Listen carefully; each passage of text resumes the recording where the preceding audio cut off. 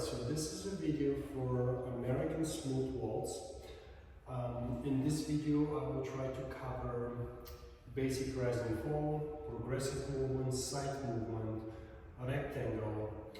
I'll talk about head position, proper weight change, music to a degree, and a footwork.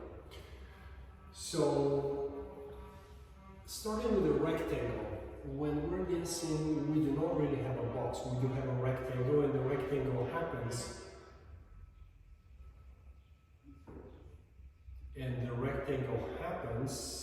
Was an interesting noise. And the rectangle happens because of the second step of ours that produces a swing. When we're dancing basic movements such as that rectangle so-called box, if we commence backwards, we're going to start with a down. We'll pull to the heel. We're going to go to the second step, which is your swing step, and that's where you will have to extend the step. And then make sure to keep towards the ball of the foot, and then the rises itself should be relatively soft while putting the feet together and closing your feet. Left foot should be free in the end to move. When taking the forward step, you will have to do a heel lead. After the heel lead, you will get on the foot, you will brush your feet, you will take the second step, which should be, again, toe. The rise is always soft, so hopefully from the side you can see that my knees are never hyperextended. When we talk about rise and fall is strictly related to a proper footwork. So, if you have a heel lead, the heel lead as itself goes from a toe, bow, flat, then you go to the heel and you arrive on the foot. There's also something called split weight position. For the split weight position, when you commence the action, you will have to stop almost sort of halfway, check if you're halfway prior to sliding to the heel. So if I do it a little slower, this time I'm going to do it on the right foot. I will go toe, bow, flat. Right from here, I will commence softly with the spine. If I turn around, you can see that I'm equally distributed. And then in the end, I will give a gentle push in order for me to fulfill and finish the step. So that will be my heel lead. When I'm dancing rising action, the rising action of mine needs to be always soft in waltz. So in waltz, it's not really accepted to go hyperextension before moving. There are exceptions, just like everything else. But if you're dancing a bronze, a silver, frankly, if you're commencing a gold in American sport, likely you won't really see any sort of hyperextensions. When you're dancing a down action coming from a high action, it is always a toe to flat. Now, that action is usually very difficult to control due to all of your weight sort of flying forward and down, or backwards and down. Definitely making sure that you're practicing all of those movements over and over again is important to gain more muscle memory and stability between the movement. So if you have that rectangle figure, I'm going to go back, side, and then this time, instead of placing the feet together and just changing my weight, I'm actually going to move forward on my left foot for the exercise purpose. Now I'm coming from a high position, so if I move with the left foot or with the right foot, but I'm going to move with the left foot, I'll make sure that I kind of control the step before I land. What you don't want to happen is this, and just catching your weight and moving again. Not just because of loss of weight, you're also going to be off time, going to affect your partner because you're going to basically push with all of your weight, and you're just adding a lot of stress on your knees and ankle by throwing all of your weight over them right in that moment. So that's the general concept of the way we drive with the heel, the way we rise to the ball of the foot, tall ball of the foot, soft rise. Usually it's mostly ankle rise, so it's mostly the ankle that basically brings you up and down, and then your knees, for the most part, we kind of try to keep with a little cushion. And then, of course, I've explained the down action. If you were to go downstairs, it's literally sort of representing the down action, because you always should be doing a toe flat, toe flat, toe flat, toe flat, but hopefully you also control that going down the stairs versus throwing yourself and just jumping on stair after stair. Head position. Now, your head position is going significantly to determine the way that you are managing your weight distribution and where you're going. Because if you begin, let's just say a backside, and then we're going to pass the foot, that will be a similar figure. So we're going to do back on the right, your head is to the left because you're in a regular frame, you're going to brush your feet, and this is where you're going to go to a promenade position. You must go up and around and then move out with your head looking to the right. Promenade is not a figure, it's a position. Meaning, if you're in a regular frame here, when you rotate around, now you're in a promenade position. So when you're dancing this, it is important that you change your head in waltz with a proper swing added before you move. A common misunderstanding here is that you may end up just keeping the head flat and move, which is basically going to help you drop versus staying elevated and having a better control.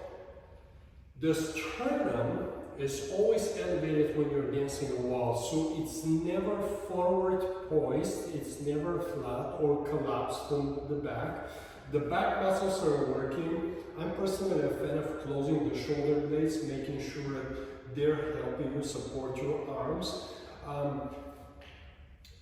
One thing that you don't want to do is you don't want to compress with your head over the neck. This is going to basically push backwards towards your spine. It's going to make you feel very, very uncomfortable. So always stay elevated, never ever backward, so to speak. When you're turning your head, if you rotate your head to the right, it's going to move you to the right. If you rotate the head to the left, it's going to move you to the left, based on the direction of movement. A good example, and actually an excellent practice just for the head position, is, for example, a twinkle, a stationary twinkle moving from left to right, right to left.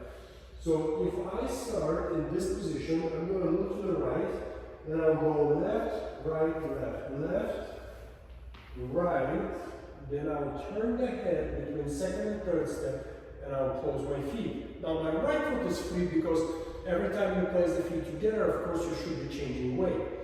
Now with the right foot I will commence, and then on the second step, between second and third step, I can rotate to change direction. If you're dancing a promenade chasse, that's another good example.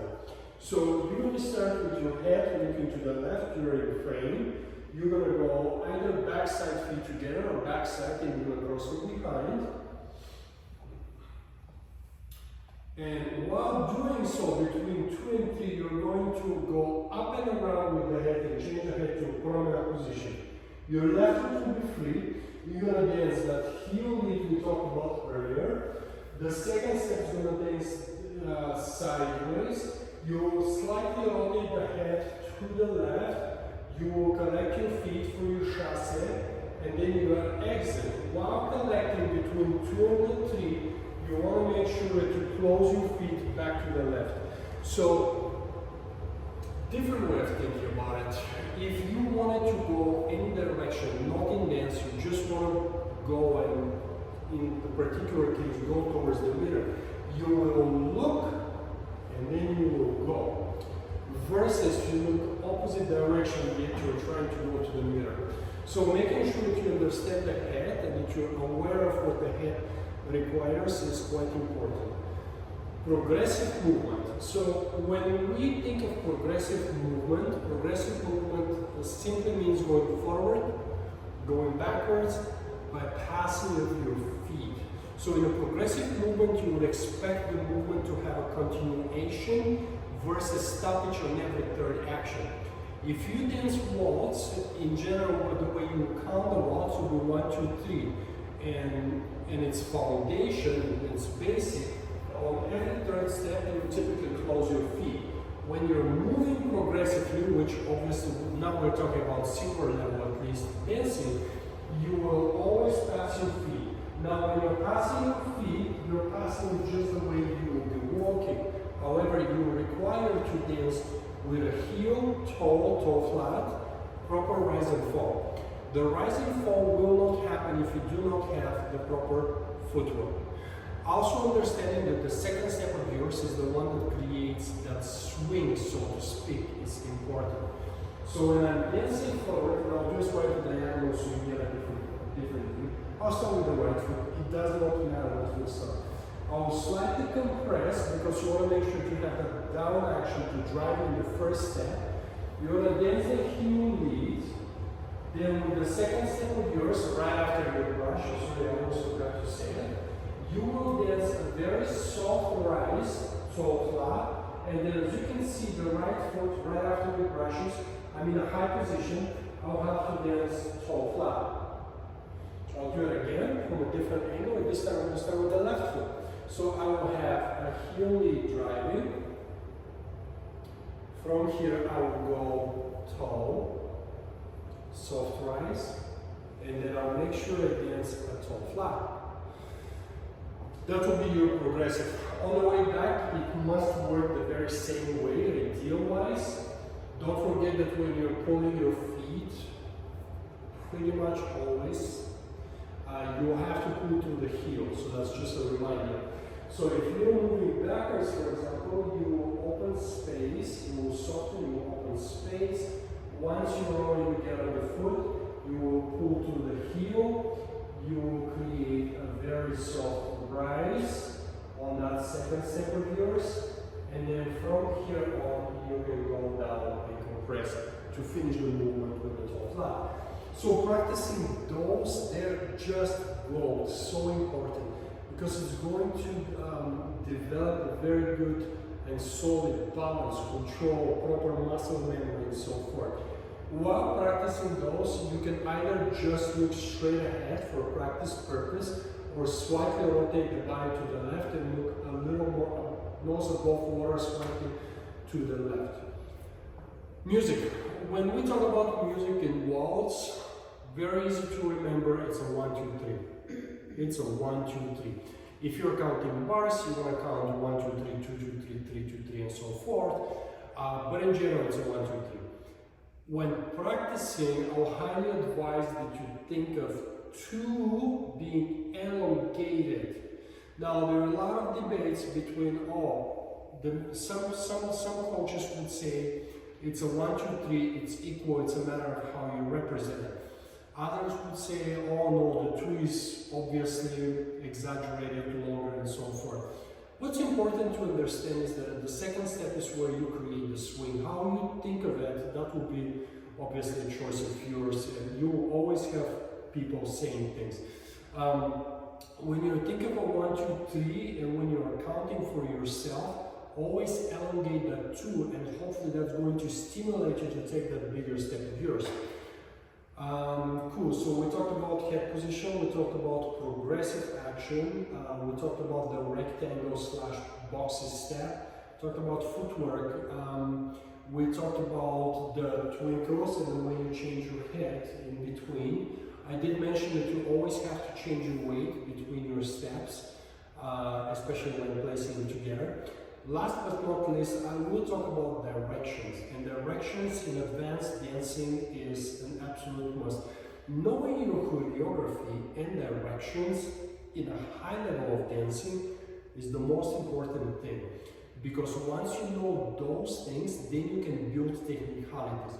Without having that knowledge, you will always be dependent on your partner leading you, and I'm a strong believer that there should be no lead and follow in that level of dancing. Should be common understanding of who goes where, obviously, but the entire, oh, I'm gonna wait for you so you can bring me there, it should not exist. So, when you're dancing, you have directions. As an example, if the beginning of a simple waltz, let's just say starts somewhere here, and it has those 3 steps that I mentioned earlier, and the right foot exits you there. If you don't start them here, to give you an example, and instead you start it here, the moment when you commence the step, basically literally with the step number 3, you already be off, because now you're actually chopping the line of the people coming from the other side. So where are you going? This is why the head needs to be up. That's just one of the million reasons besides the weight change. Because if you do not know where you're going, it's very difficult to dance. Sometimes people look down at the feet, their partner, or just down in general, and it's a big no-no. It shouldn't be happening. Anyway, when you're moving, you always want to make sure that you have a crystal clear understanding of where that movement itself is trying to lead you, what the goal is. With that being said, if you're starting, let's just say here, you want to make sure that where you're going after. Are you going left? Are you going right? And why are you going to where you're going? So if the teacher asks the student, oh, show me this one movement, direction should be the first thing that basically is being triggered, because you have to know at what point, on what side of the room you need to start, because otherwise you cannot continue with the dance.